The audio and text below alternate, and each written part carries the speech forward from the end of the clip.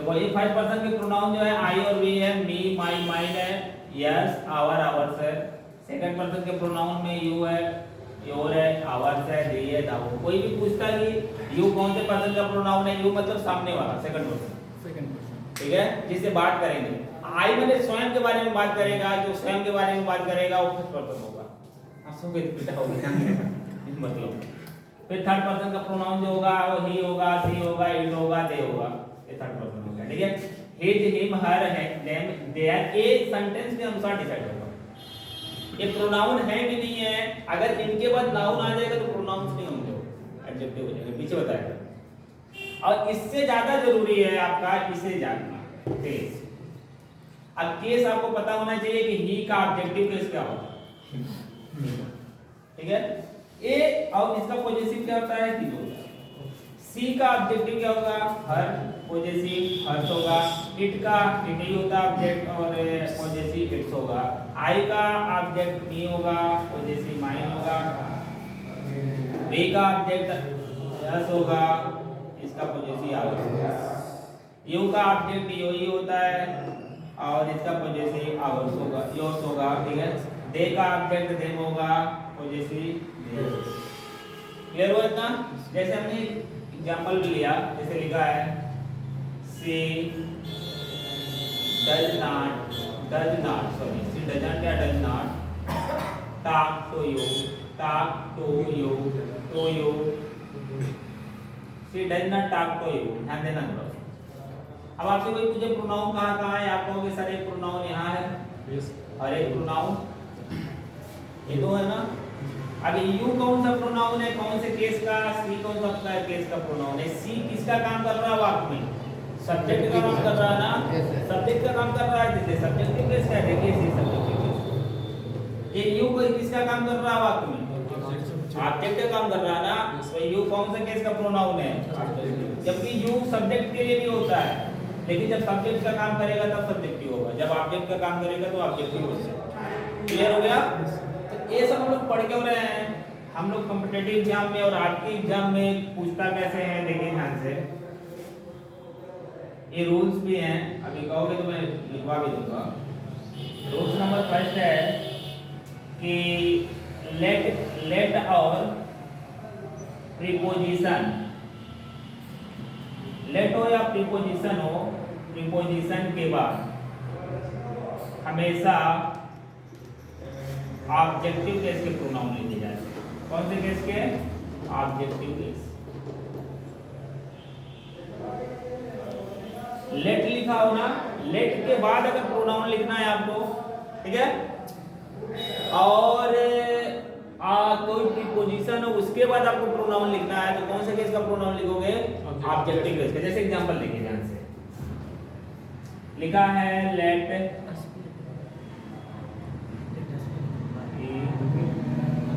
and me, let me,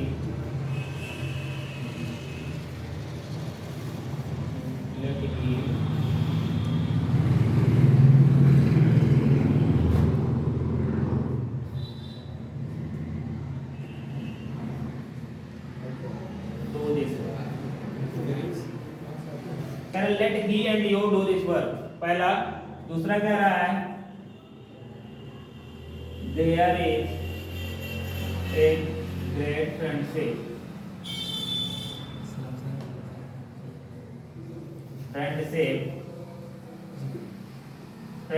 between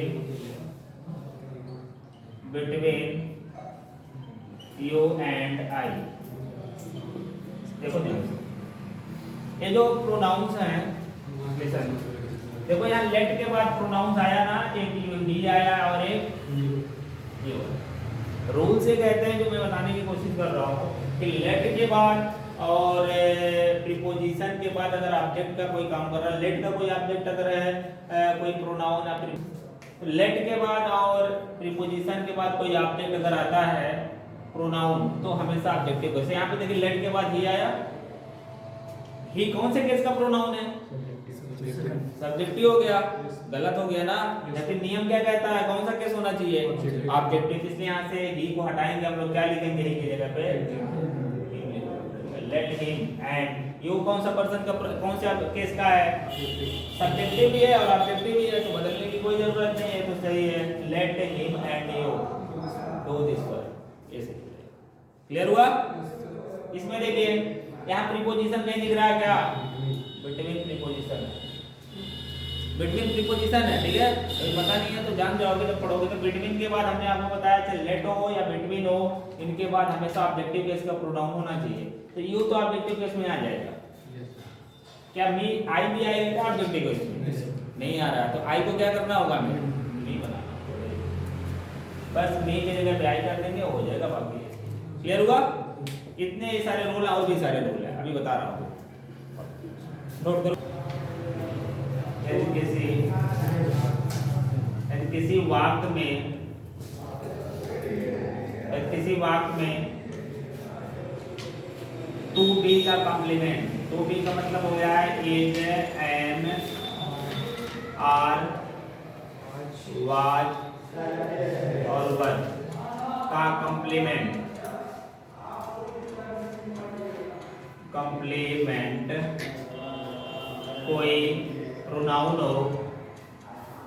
कोई pronoun हो, तो वह सब्जेक्टिव केस में लिखा जाता है, सब्जेक्टिव केस में लिखा जाता है,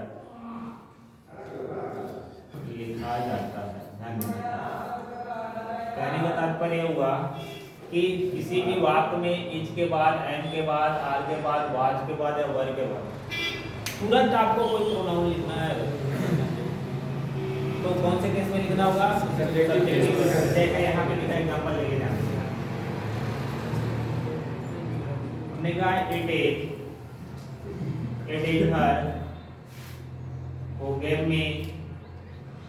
gave me this pen।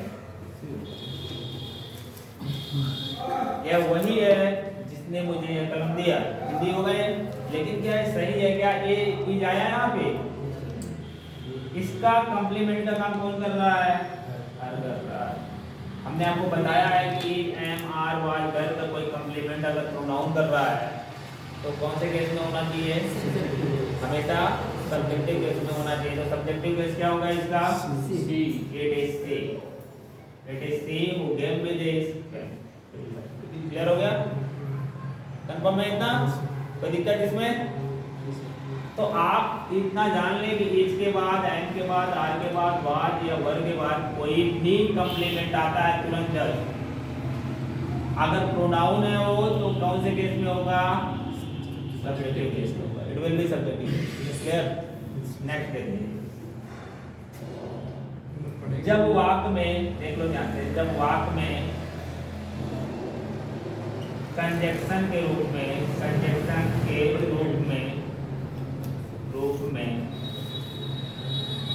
Then या एज का प्रयोग हो तो भाव के अनुसार सब्जेक्टिव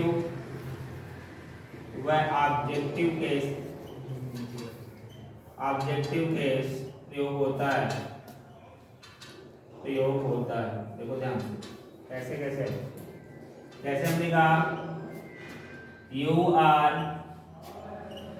रिचर देन आई, ध्यान देना थोड़ा। अब ये गलत माना जाएगा, क्यों माना जाएगा, देखिए देन के बाद क्या लिख दिया इसने, आई कौन से केस में, सब्जेक्टिव केस में है। सब्जेक्टिव केस में सही तब होगा, देखिए एक चीज इसमें विशेष जान लीजिएगा, जब सब्जेक्टिव केस का प्रोनाउन लिखिएगा तो इसके बाद आपको हेल्पिंग वर्ब लिखना होगा, ठीक है, लिंकिंग वर्ब लिखना होगा। और जब लिंकिंग वर्ब नहीं लिखना होगा, हेल्पिंग वर्ब नहीं लिखना होगा, तो कौन सा केस लिखना होगा, मे लिखना होगा। तब इसको क्या लिखेंगे, इसको दो तरह से बना सकते हैं। पहला, you are richer than me, पहला, क्लियर हुआ। दूसरा तरीका अगर ऐसे बनाना चाहते हैं तो हो जाएगा you are richer than I, ये दो तरीके से बना क्लियर हुआ? अगर सब्जेक्ट लिखना है तो उसके बाद आपको हेल्पिंग वर्ब लिखना है, सब्जेक्ट नहीं लिखना है तो हेल्पिंग वर्ब नहीं लिखना। क्लियर हुआ इतना? इसमें कोई दिक्कत? तो ये दोनों उतारो, चलिए करो देखते हैं। एट 6 एंड 7 मतलब अव्यवस्थित होना। अव्यवस्थित का मतलब ये होता है इधर उधर होना, इधर उधर होना, ठीक है? तो आप कहेंगे कि 2 boys came into my room and it disturbed at 6 and 7 my all things। उसमें मेरा सारे सामानों को क्या कर दिया, डिस्टर्ब कर दिया, इधर उधर गिर गए, इधर उधर कुछ भी बना सकते हो आसान। ए रोलिंग स्टोरी कह रहा है अस्थिर व्यक्ति। अस्थिर व्यक्ति मतलब होता है कि फिकल माइंडेड पर्सन, मतलब जो स्थिर ना हो कि जीवन में करना क्या है। आप इस तरह से some people are a rolling stone in their life। कुछ लोग अपने जीवन में स्थिर रहते हैं, उनका डिसाइडेड नहीं होता कि करना है।